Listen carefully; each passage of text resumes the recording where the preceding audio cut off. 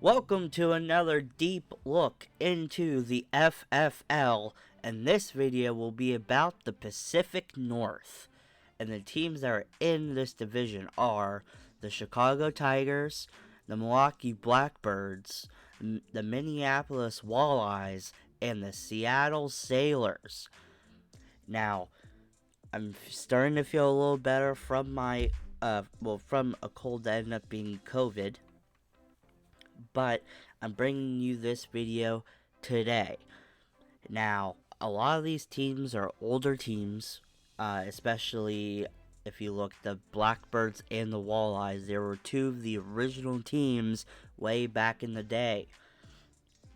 And also, as you see, we're going to have three teams, again, who are really good, with one team that's kind of having a hard time dealing with the changes that are in the league. But to get started, let's talk about the Chicago Tigers. Most teams are running what this team is running on offense and on defense, and that's the zone run offense with the Tampa 2 defense. They have the perfect quarterback for their offense in Electric Johnson. He is a star quarterback who's rising through the ranks as one of the best offensive playmakers in the league with a pretty solid arm. And at D tackle, they have a young, big pass rusher in Darnell Houston, who does lack in size and in the run coverage game, but in the pass rush, he is absolutely perfect with that leverage of his. And to go a little bit deeper, they were established in 1940, but they have gone through many name changes, but they finally have come back to the Chicago Tigers. They have a franchise quarterback, and he was touted as the next franchise like Chris Young, but he has a way better arm than Young ever had, and he's on the way to be one of the most popular players in the league. Sadly, they have a rebuilding defense, yes, with Harden and Overstreet as their pass rushing phenoms, but other than that, they don't really. The rest of their defense has aged out really badly. And as well, in the past draft, as you saw, they picked up Lawrence Hackney, who is a star running back in the making. So this team's on the come up, and I wouldn't be surprised if they made some big moves in the near future. Now let's look at their depth chart a little closely. Like I said, they have Electric Johnson at quarterback, who is rising very quickly, which is very surprising due to the fact that Nate Porter was in the same draft class, and yes, Nate Porter has won a championship, but Electric Johnson is quietly becoming the next star quarterback in this league. They have Lawrence Hackney already starting. They have an okay O-line with some big holes, especially at guard and at left tackle. They have former Wolves, probably future Wolves Hall of Famer Davon Kenny at wide receiver.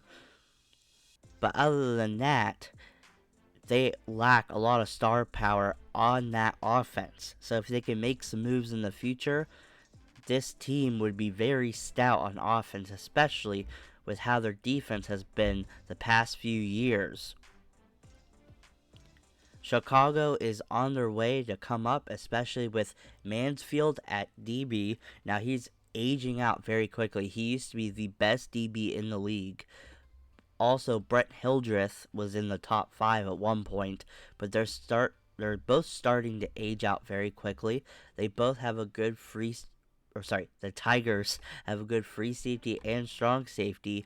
They have the former Wolves linebacking core that they traded for years ago that are very old.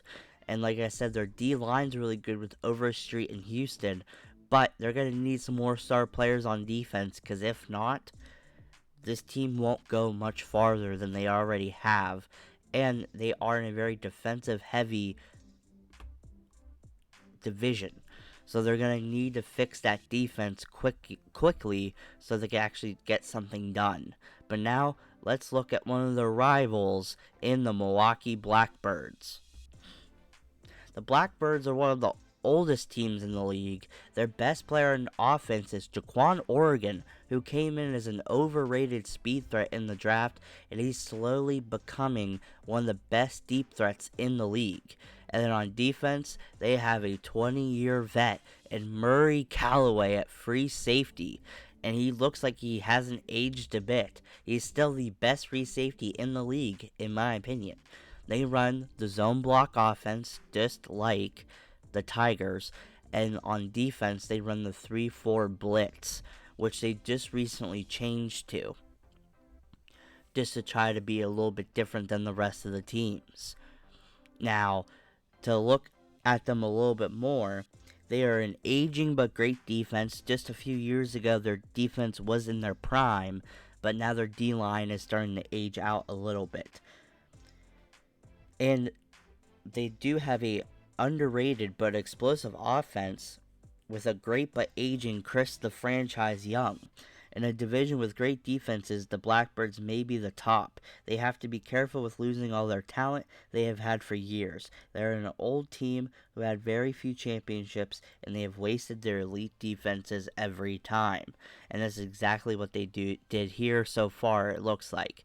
Because the one time they made it to the championship game, they didn't have a quarterback, and now they do have a quarterback, but it's an aging quarterback. So let's look a little bit more deeply into their depth chart. Like I said, they have Jaquan Oregon and Chris Young. And yes, Chris Young is still pretty good from when he was with the Wolves. But here with the Blackbirds, he's showing a lot of his speed regressing very quickly. But he can still throw it deep to Oregon. And don't forget Schaefer on that other side, who the first game we ever faced him was absolutely unstoppable. They also just drafted a speedster at running back in Williams, who sadly they were looking for Lawrence Hackney, but Hackney did not fall to them. They fell to the Tigers, their main rival.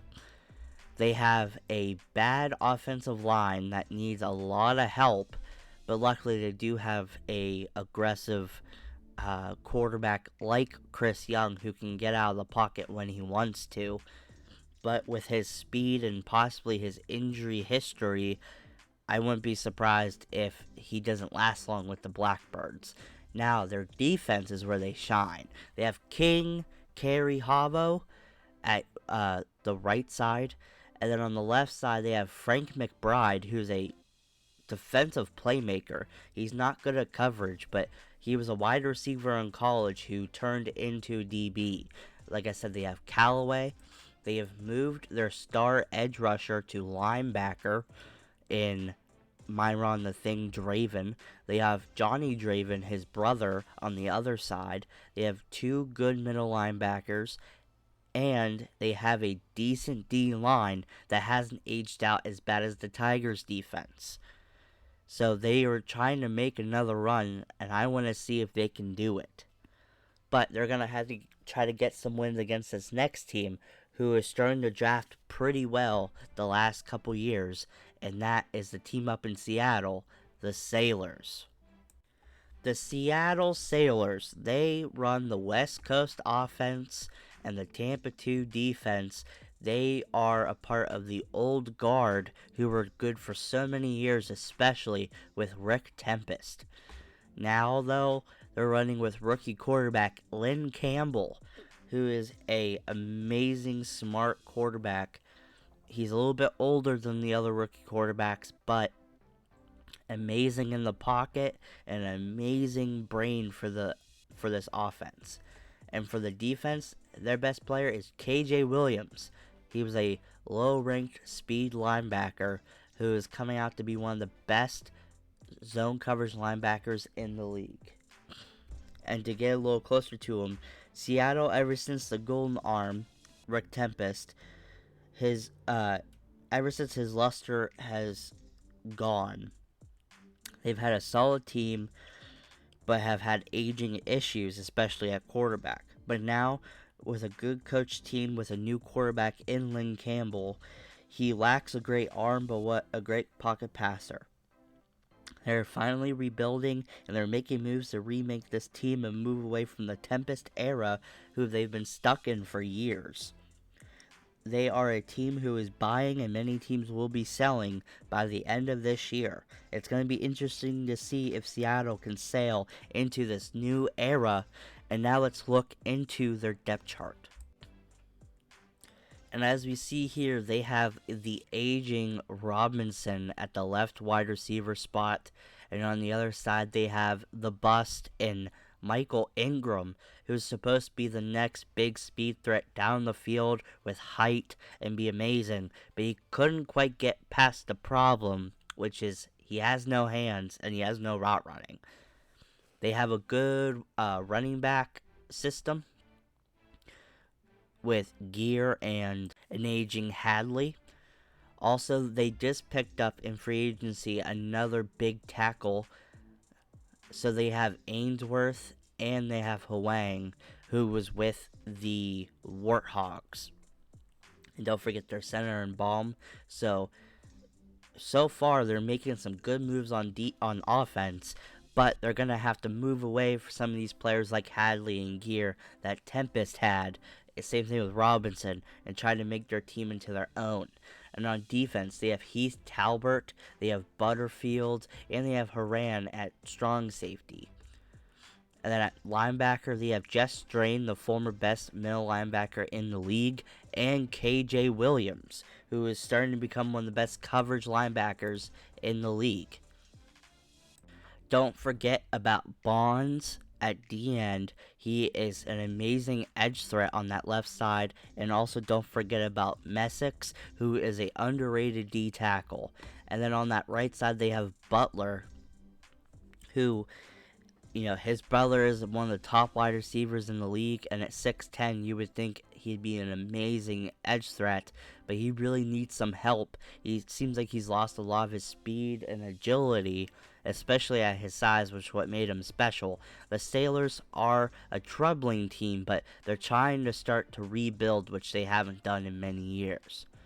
And now to look at the last team of this video, the Walleyes, who were established in 1919. They were one of the oldest teams in the league, and their best player on offense is Perry Polak. He is somehow the best wide receiver in the league with the biggest mouth.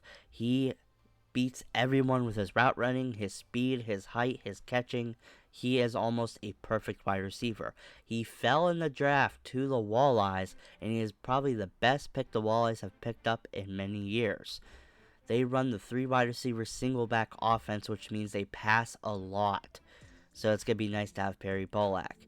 And on defense, they have the aging Abe April, the Chicago legend who's been for the Walleyes for many years, and they run the hybrid defense. So they try to blitz Abe April, to try to blitz their linebacking core. It's basically the Dragons defense where they blitz a lot out of the 4-3 and try to mix up a 3-4. But let's get into more of the team. They are a team wasting away at the seams.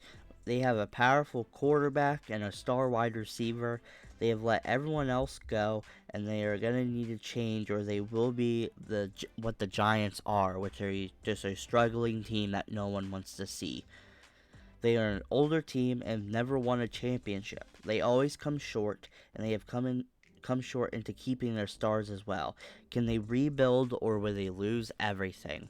They have Terrence Thomas at quarterback, who is the cannon. He has the strongest arm in the whole entire league.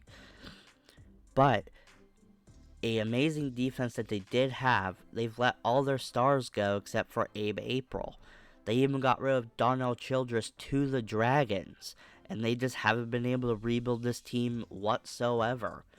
And it sounds like here in a couple years, Terrence Thomas might be in free agency because his number might be called. So, what is going to happen to this team? They're going to need to build a defense sooner rather than later, because if not, they're just going to be a Cinderella team every year that can possibly be good if their offense clicks, but if not, what's going to happen?